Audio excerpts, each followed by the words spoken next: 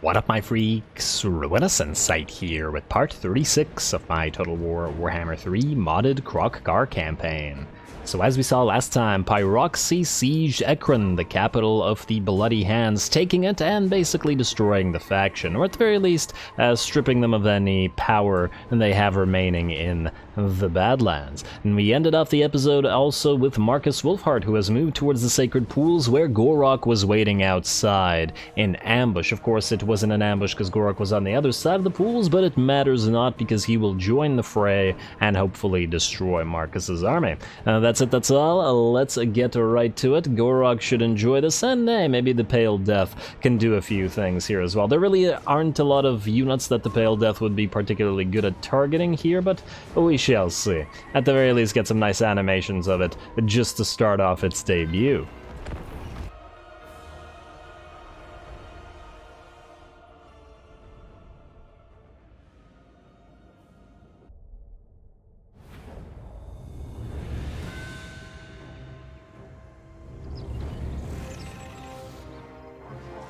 Alrighty, no speech by the looks of it from the little Saurus lord that is in this particular settlement. Anyway, I am glad that Wolfheart is going to be attacking us here, and it does seem to be a good strategy to essentially do what we did here, which was put a army, specifically Gorok's army, which we know that Wolfheart wouldn't have attacked in the field. There's just no way.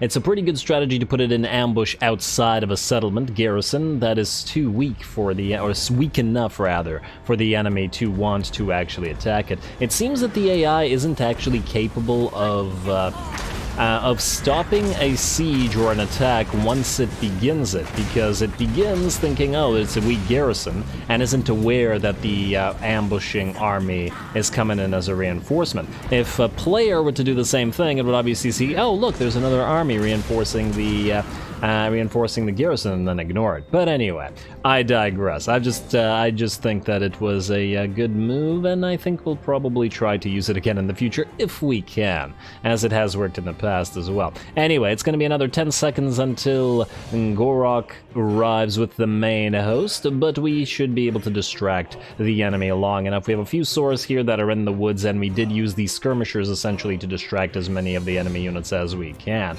Alrighty, we're going to get the fight started with some Empire Knights moving into Saurus of the regular and spear variety, though it's a little bit difficult to see in this particular jungle area. I'm sure it'll be much easier once Gorok arrives on the field. Speaking of, the army is in, and the Pale Death should be in here somewhere in a few seconds, as it will be its debut battle. There it is, our first Troglodyte, Regiment of Renan, of course, blind and toothy, but looking pretty cool. We'll see what it can do in this particular battle, though once again I don't foresee it having too many great targets, and we're definitely going to soften up the entire enemy army with our flyers as they move in onto the field. Now look, our pterodons have made a little smiley face. They know what's about to happen. Alright, our Saurus are now moving out of the woods here, once again just to distract the enemy, as obviously we don't care about the garrison forces, but a little bit of action for them is nice as well. And there's the Pterodon Riders moving in to reinforce and getting those first Fire Leech Bolas in. They are going to start taking shots from the enemy archers and handgunners as well, however, so we do have to watch out for that. And ooh, bombs coming in. I just saw an amber bow shot come in, or a focused shot coming in from Wolfheart onto our Saurus Lord here. And those bombs have now done a very decent amount of damage. The balance of power is suddenly very much in our favor. We've also summoned a unit of Feral Cold Ones in the enemy's back lines, taken out one of the enemy mortars, or two of the enemy mortars actually, working on a third, and the fourth will be taken out by our Fire Leech Bolas. So the mortars will be down by the time that our main line of Saurus gets here, and by the looks of it, the enemy range units are going to be in pretty bad shape as well. The Pale Death is moving in and getting some shots off finally. Looks like it'll be targeting some units here. And though once again these aren't great targets for it, at least it'll be able to get some kills. Want to see its hit actually hit somebody. There we go. It looks like it only got one guy. Well, this guy in particular then. And how fast do you fire, my Troglodon friend? Let's see. Alrighty, reasonably quick by the looks of it, though that particular hit was drowned out by the Fire Leech Bolas. Too bad we don't have a large unit for the Troglodon to target in particular, but oh well. I'm sure it'll get the chance later. In addition to that, we've moved Lord Xhotl in to try to hunt Marcus. It is good to have Lord Xhotl as he's so much faster on a mount than Gorok is, as he is mountless. So Gorok is much better off leading the piles of Saurus who are moving into the battlefield. Otherwise, it looks like most of the enemy range units have been destroyed. Ooh, nice shot from the Troglodon there. Saw it dish out a decent amount of splash damage to piles of enemy units. Let's see if this one does anything good. And... alright, not bad at all. Damn, that's a lot of units that are going to go flying from that shot. I do have to wonder, well, at least one of them died and exploded into a bunch of gobbets of meat. In fact, just out of curiosity, Troglodon, you got 65 kills and nearly 10k damage. Not too bad at all. Probably a lot less than the Fire Leech Bolas, mind you. 76 and 20k, but actually still quite nice so far. I wasn't expecting it to have done so much damage. Nice. It is a regiment of renown, of course, but nonetheless. Alrighty, looks like our Saurus are doing their work. Lord Xhotl unfortunately got surrounded by Empire Knights, but by the looks of it, we were able to free him by getting the Fire Leech Bolas to attack said Knights. Very nice, helping out. And then Lord Xhotl will move back into it, and wow. He will send Wolfheart absolutely flying, and hey, the Troglodon is here to help out with that matter as well. Otherwise, the battle is pretty much over. In fact, it is completely over. The entire enemy army will shatter, and it'll just be a matter of running down whatever units we can. Poor Marcus, he's having a very bad day. Everything attacking him, sending him flying. Alrighty, and he's got a tiny amount of HP left. I'd like to see the Troglodon finish him off. And not in a good way. And I have no idea where he is. Oh, did he die? Okay, that hit actually killed him. Well, there we are. We're going to try our best to chase off the enemy once again, and there's a few units that will probably escape here, namely the Pistoliers, which are just too fast to chase down, but most of them should be destroyed by the looks of it. Certainly not a difficult fight, but it was never going to be a particularly difficult one, just by virtue of the fact that, well, the enemy had no idea that Gorok's main army was here. Lovely. I would have liked to have gotten Gorok to actually fight Marcus, but I think we all know that Gorok would have just obliterated Marcus without too much trouble, especially in melee, and he's also far too slow to catch him, so it probably would have never happened, especially if Marcus actually tried to kite him rather than directly stand there, but that's okay. Lord Xhotl has done great work doing the same, and with the help of that Troglodon. Nice little debut.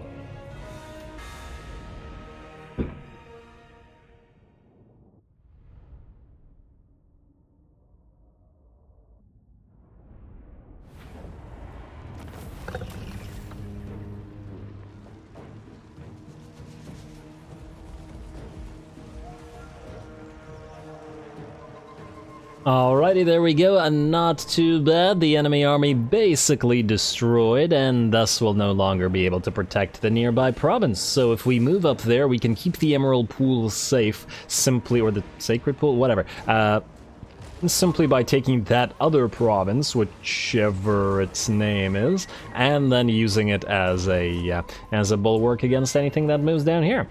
We are going to obviously take the money because A, Gorok's army basically didn't get hurt, and B, because the healing doesn't really help us in that situation anyway, as it would only go to the Guardians or the defensive garrison. Nokrasif, Scourge of Cain, you want peace? We don't want peace. Why would we want peace? Go away. Greybeard's Prospectors, I don't even want to look and or talk to you. Alrighty. Oh, okay, all right. Oh, well, this does put a smile on my face. A black buckthorn of the Bleak Coast Buccaneers is, in fact, going to attack us. I was kind of hoping for this last time, which is why we let Tic-Tac-Toe be in his range in the first place. It's a pretty elite army, and there are a bunch of units that are very much threatening to our various types of pterodons, which does excite me. The Iron Drakes are immune to the Fire Leech Bolas and can fire into the air, and the Thunderers obviously, and everything's at rank 8 as well. Yeah, very, very nice. Alright, rank 7, whatever. Yeah, and then plus the organ guns. Alright, this guy might actually be at least something of a threat to Tic-Tac-Toe, but let's find out whether it is so for sure. Here we go.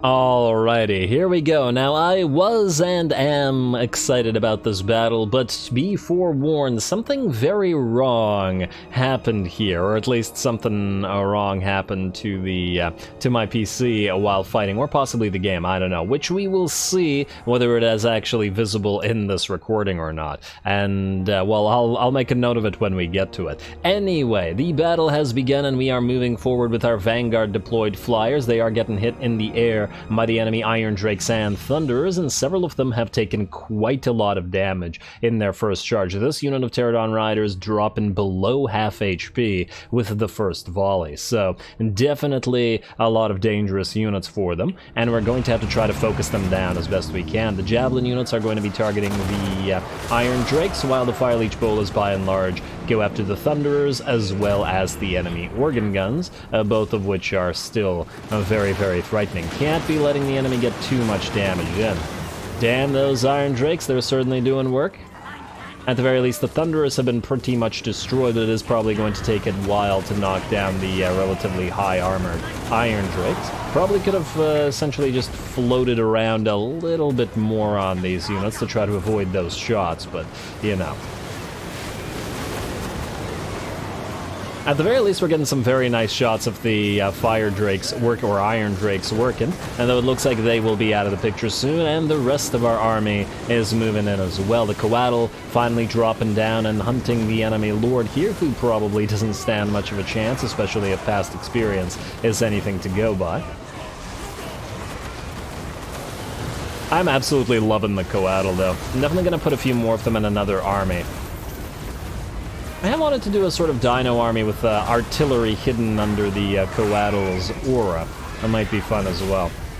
And a chain lightning coming down, the enemy Lord right in the middle of those Coatl getting absolutely wrecked and down to about, I don't know, 20% HP. Tic-Tac-Toe has finally arrived. Now, I think one unfortunate thing about Tic-Tac-Toe is the fact that his speed is at 100. So he and other units buff all of our flyers to pretty insane degrees. All of our flyers, Coatl and Pterodon Riders alike, all have 170 speed. But Tic-Tac, the master of the skies, has almost half their speed at 100 because none of those buffs apply to him directly. It's always been kind of a little bit of an issue with the game where buffs to unit types don't actually apply to the Lord that is of the same unit type, which is a bit of a shame. I hope they do take that into consideration with whatever future title they make. CA, I mean. Alrighty, well, regardless, on the flanks, the enemy units are running away, the Thunderers and the Iron Drakes and whatnot, and we will be chasing them off with our Ripperdactyls, while the Coatl continue fighting the enemy in melee, and our Fire Leech Bolas hover overhead, dropping those Bolas and those Javelins down. Tic-Tac has actually taken a bit of damage here, dropping to about half HP, and is going to move out of there, and just to survive. Alright, he's gonna drop a few bombs on the enemy army, and no, it does happen. Okay, so, as we can clearly see, minus the kind of cool action shots that we've got, the game actually froze. It completely, in fact, froze. And, I can't even... well, actually, the replay is also frozen. Well, that's real interesting. I can't even bring the UI back up. So basically what happened is this happened, and I couldn't control the units anymore. So what I did was essentially leave the PC on for, I don't know, 5-10 minutes, something like that, and tried to, via hotkeys, put the battle to max speed. Eventually, this thing does recover, so the game it doesn't crash, it just freezes, and the units will eventually continue fighting, but of course with no more orders, so they will just do whatever they're currently doing, which in some situations means, for example, Tic Tac, I believe, will no longer fight, and a bunch of the Fire Leech Bolas are stuck where they are, so they will no longer be in range, and obviously the Ripperdactyls, some of them are kind of fighting, and they probably should be careful about doing that, and the rest are far, far away from the main enemy host. So yeah, I'm gonna do a quick cut here to get back to hopefully the point where the battle resumes, and if it doesn't, well, this is what happened.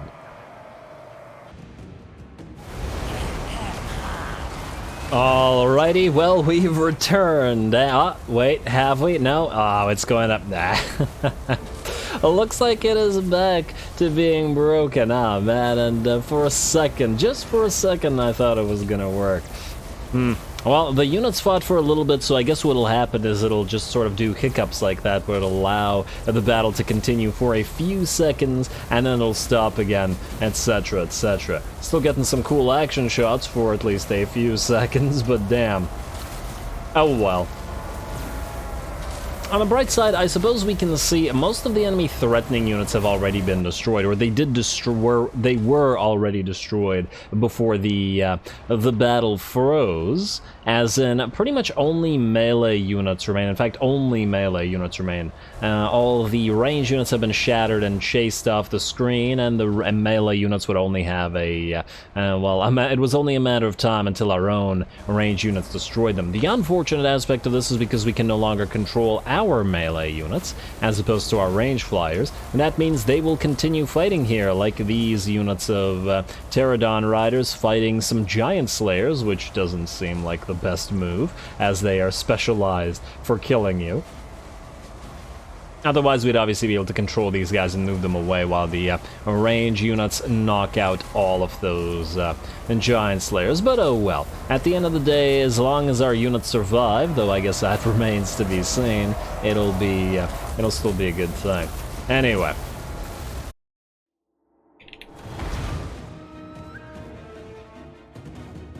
Alrighty, and we're back for a third time. Let's hope that this is the last time that the game does this sort of thing. Quite annoying, but what can you do? Sorry about this, but once again, there's really nothing I can do about the game being like this today. Oh well, at the very least it does allow us to watch our Ripperdactyls fight even when they don't need to and shouldn't be fighting. Just once in a while. Alrighty, well, they can keep it up, even though probably not for long, as they're completely surrounded. We also have enemy Iron Breakers using their spells to hit, or their satchel charges to hit one of our Coatl here, although that, okay, maybe not so much hit the Coatl. Our Spirit of Tepok is also starting to take damage, having dropped down to about half HP, and as we can see, a bunch of the units are no longer really doing anything. Tic Tac is hovering overhead, doing nothing. Ripperdactyls are just fighting to their deaths, although it looks like at least one will get away. Maybe two will get away. That should be enough for them to survive. Now, don't get back into combat, guys. Don't you get yourself killed here. This is what I get for saying the enemy had no chance here. Game was like, oh yeah? Oh man, let's see how badly damaged the Spirit of Tepok is. Yeah, down to about a quarter, maybe 20% of its HP, but it looks like with that, the enemy army will in fact shatter. Just gonna destroy the last few of the remaining units. We won't be able to chase anybody off either, because obviously I'm no longer controlling the battle. And just hover overhead, keep dropping those javelins and bolas. Everybody else, well, keep hovering and doing nothing. At the very least, the Slayers remain in range. Man, imagine if they had somehow found our hidden Skink Chief and killed him while the battle was uncontrollable, and all of our units would just sit there in the sky and then die, by virtue of not landing. Ouch! Javelin right into the head.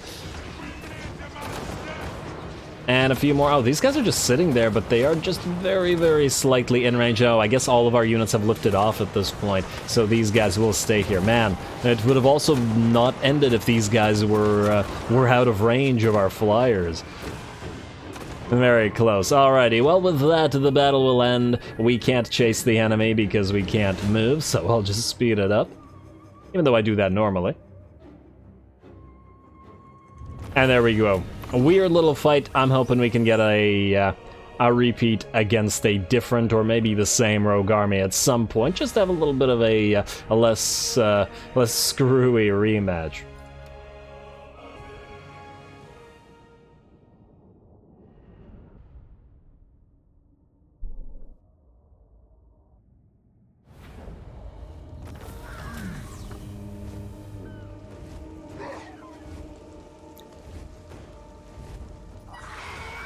Alrighty, now I don't exactly know what happened there, but well, actually I don't know what this is going to look like after the in the cinematic replay, whether it's actually visible, whether units do anything or not, or whether the battle continued. But long story short, about halfway through the battle, my PC, or actually the game, decided to completely freeze and not do anything, so I couldn't control any units or do anything otherwise. It looks like the units did in fact continue fighting and did manage to survive. These guys shouldn't have even been in combat in the first place, at least not in the main combat, and these guys did manage to survive, but at least there's that. The army was by and large destroyed, but TIC-TAC is far more hurt than I would have liked, so rather than taking the 4K, which would have been great, I guess we have to heal up. Or we could land in a healing place and take the 4K anyway. Not like he really has to go over there. You know what? No, I'm going to take the 4K anyway. It's not like there's a lot that's very threatening to his army in the first place. Except, well, yeah, except when the game decides that it doesn't want to deal with him in the real way. Alright, seal or strike? What the heck is this? Collapse or fell tunnels, keep the black way open. Huh. Well, we're not going to do whatever the income reduction is, so I'm going to give this a quick read. Seal or strike? Scouts have located a minor breach or branch of the Druki's Black Way, emerging deep in your territory. Allowing allies of the ancient enemy so near your heartlands is unacceptable. Wait, allies of the ancient enemy? What? The Dark Elves, by and large, really dislike chaos. In fact, they have watchtowers watching for chaos and routinely destroy them and even train their Black Guard, killing them and stuff like that. But anyway, I guess it's talking about Morathi and that, and the fact that some chaos cults exist in their territory, but they generally cannot be considered allies of chaos, so it's a little bit off. But anyway, allowing allies of the ancient enemy so near your heartlands is unacceptable. The spread of ruinous corruption, hey, that's my favorite kind of corruption, cannot be allowed and risks the cornerstones of the great plan for all time. Should you close this potential enemy conduit or use it yourself to harry the Dark Elves all the way back to Nagaroth? We'll keep it open because we're not losing 10%, and a little bit of chaos corruption really isn't going to do anything to us. Keep the Black Way open. The Druki did not expect their byways to be used against them. They retreat to their dark, barren homeland. However, chaos's foul taint remains and must be scourged from the face of Lustria. Alrighty, settlement besieged, Altar of the Horned Rat, ally mission successful. We got an Amulet of Itzel, which is not a bad pickup. Korex the Skink Priest was wounded. Who the heck is Korex the Skink Priest? Oh! Was that the...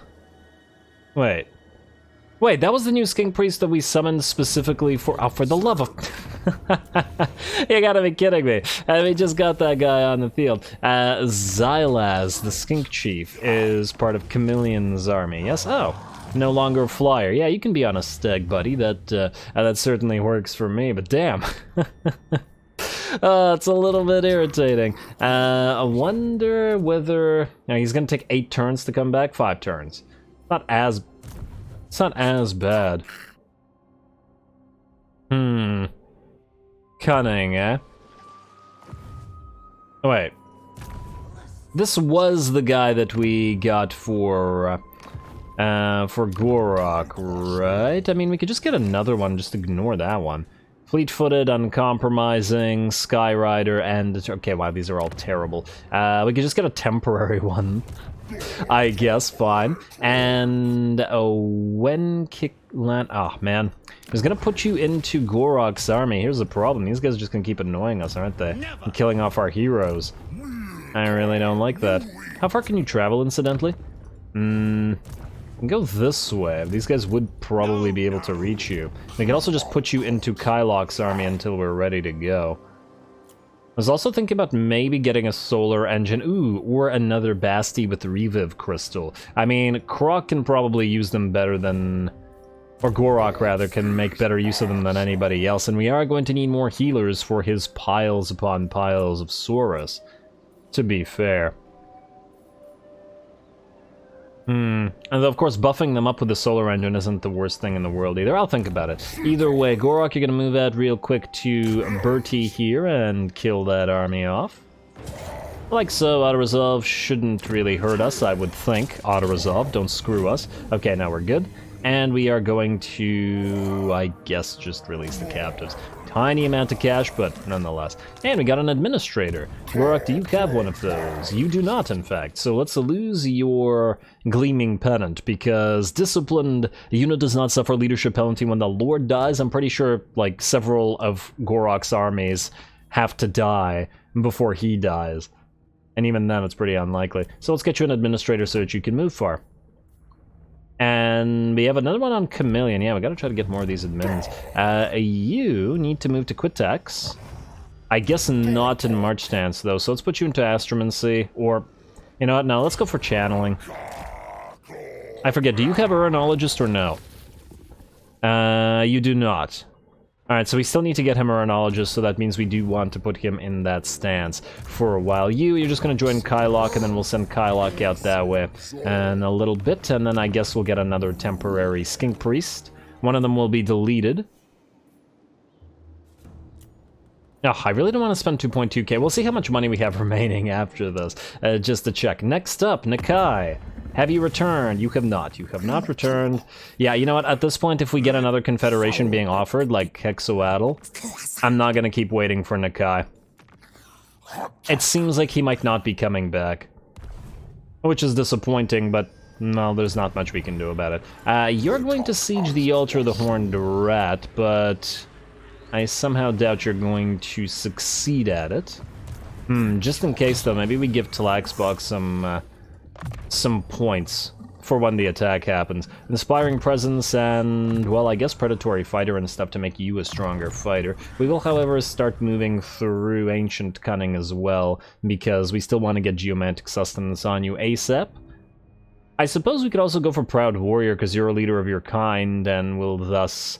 be using a bunch of Saurus. Why not? Get Proud Warrior as well. You don't have Saurus yet, but that doesn't mean you won't later on. Alrighty.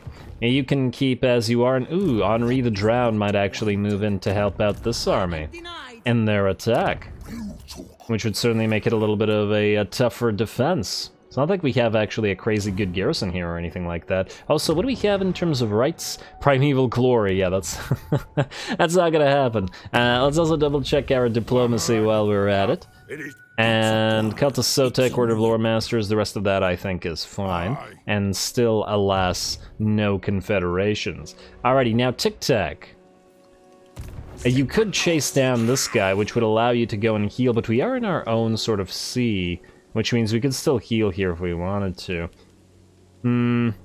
Shared, shared, shared. Yeah, I think we're just gonna go this way, ignore this guy. Although he will rebuild his army, it's not like he's a threat or anything. The rogue armies can't attack ports, so just go here. And we'll continue... Oh. This guy actually has an army. Oh, wow, it's actually a pretty nice one, too. Nothing crazy, mind you, but that's a lot of artillery pieces. I should really take some of these territories up next now. Yeah, I'm seeing a surprising amount of action from the various rogue armies in this campaign, which I don't usually see. Like, sometimes they do stuff, but it is relatively rare. Anyway, Kroq-Gar, you are still hurt from fighting Gashazar, but that's fine. Keep moving out this way. Heal up.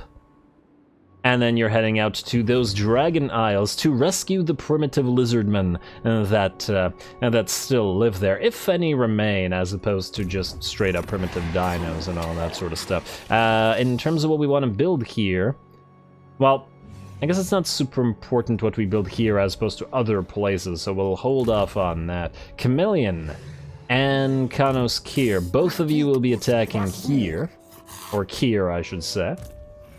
And I guess we'll move Kanos in first. Do we have walls here at the Eye of the Panther? We do not, so the enemy would sally out.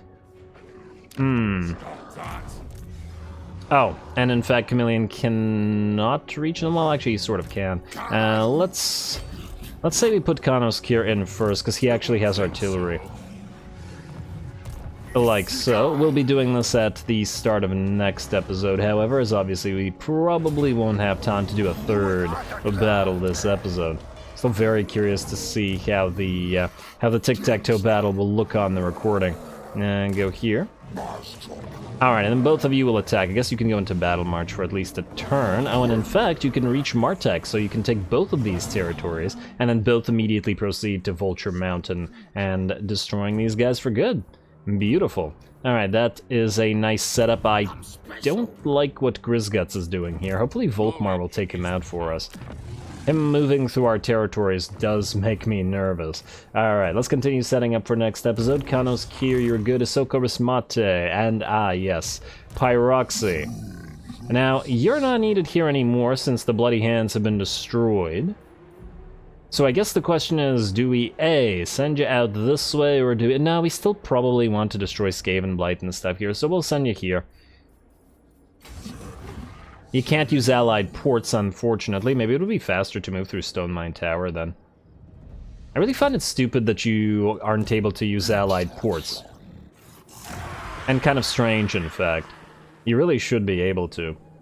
But oh well. Dragonhorn Mines. Oh, right. We gave this to you guys already. We're not going to keep this territory, but I was thinking about maybe recruiting some stuff for Koal, just that he has a viable army. For example, a bunch of Pterodon Riders with Fireleech Bolas, although at 3 turns to recruit this seems a little bit on the too steep side. And then Koal and Ahsoka Rismate. Where the heck do we send you? I was actually going to have Ahsoka recruit some stuff here at Black Crag, but we can have another unit do it.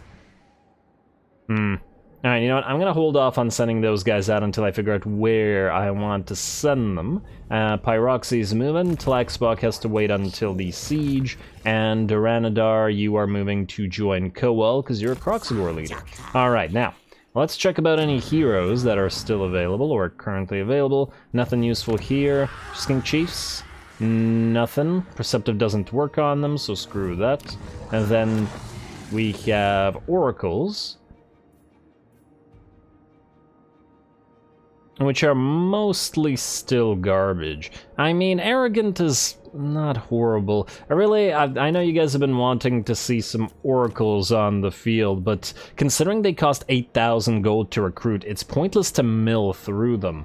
And considering their traits are kind of garbage, like Uncompromising is just a complete waste, and Perceptive doesn't work, and Arrogant is okay on some lords, but on a ranged focus unit, Blood Frenzy doesn't do anything. So it would basically be a useless trait, which I also don't like. Mostly I'm gonna wait until we get a decent one, at least. I mean, I suppose we could get one with Blood Frenzy and then sort of build it out to be a slightly stronger one. Let's see, in melee, I mean. So I just want to see what exactly this does. So yeah, it's armor-piercing weapon damage. I guess the Vigor... Oh, it only is enabled if in melee. So yeah, it's a completely useless trait on those guys. And we'd be mostly using them in range. Oh well, what can you do? Let's do some building, and max out whatever we have. We got another Temple of the Old Ones available. Let's go for the more critical money-making ones first. You are tier 5 now, which means we can definitely make that Geomantic Pylon, and we have one more space. We could go for the Pyramid of Xhotl. We could go for the Crimson Pyramid of Sotek to get the Dread Saurian building up and running. Both of these are pretty decent. Wait, do we still get any use out of the hothouse hatchery? No, we don't. It's just growth and casualty replenishment rate, which means we can delete this in favor of other more important buildings. Yeah, alright. Too bad these don't provide anything at tier 3. You could do just like a 1%, like a tiny amount of money or a 1%, I don't know, something. Make them worth keeping. Alright, let's keep going. If we have money left over, we'll put it in other... We'll use it for other purposes. You meet storage hall, yes, central jungles, quick Xhotl. You don't generate that much money. Definitely can get you a shrine of the old ones because we're building these everywhere. Not sure that the geomantic pylon would be worth it here as compared to TECHNI-COATL, where it probably is worth it, especially considering its proximity to the other locations. Although you guys make about the same amount of money. Just build it. At this point. Alright, there you go. Probably be able to make a little bit more money once we delete a few of the meat storage halls in various places as well. Anyway, TECHNI-COATL is fine. We probably won't actually need the Beast Layer here, although once again for capacity, we can keep that around. Temple Avenue of Gold, you kind of don't make enough money right now to make a geomantic pylon worth our time, at least until we can get the Caverns of Sotek. So we'll hold off on you. Karakazgal, I have been wanting... I've been wanting to get the spawn pools up and running. The problem is it's a yellow territory, so getting Kroq-Gars up and running there would be pointless. I feel like we started building a Kroq-Gar building, yeah, right here, where it is green, so I think we'll keep those. Anyway, anything else that will give us a good return? A quick good return. And not these places, because we're going to swap them out to our allies. Kofur. I guess we'll want to build a Holy Stella here. Definitely don't want to lose these coastal territories, and in fact, speaking of the coastal territories, Wizard Callus Palace is fine, but we gotta keep an eye out on Lashik and on Sorcerer's Islands as well. Caracate Peaks and Valaisar will probably try to trade to the dwarfs, just because. And I believe that's about it.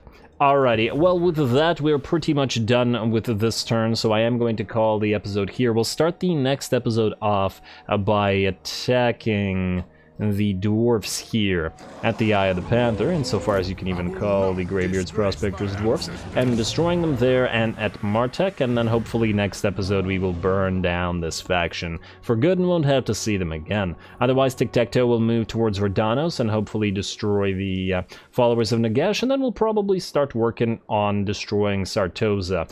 Probably better to do it right now before they start attacking us and annoying us here at the coast, where it would be very difficult to defend against them because we currently have no armies there. And in fact, that might be a good place to send Koal and stuff.